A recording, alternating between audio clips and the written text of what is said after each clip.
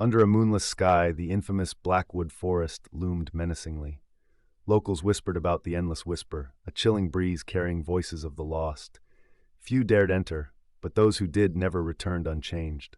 Sarah, skeptical yet curious, entered the forest alone with a digital recorder, hoping to debunk the myths.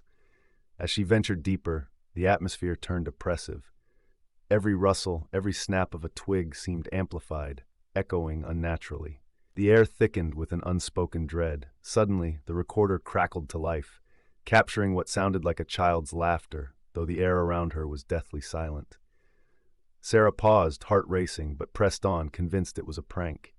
10 minutes in, the laughter turned to mournful cries, cycling through multiple voices, men, women, children, each plea more desperate than the last. Sarah's skin prickled with fear.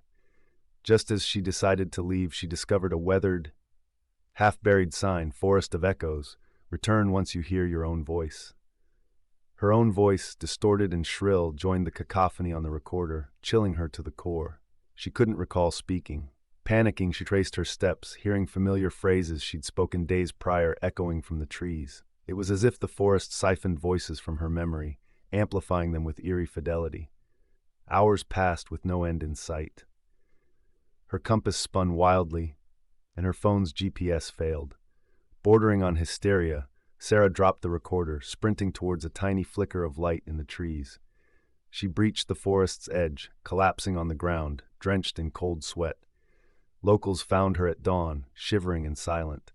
Her recorded voice fused with the forest's haunting symphony, another victim of the endless whisper. The forest swallowed it whole, waiting for its next curious soul.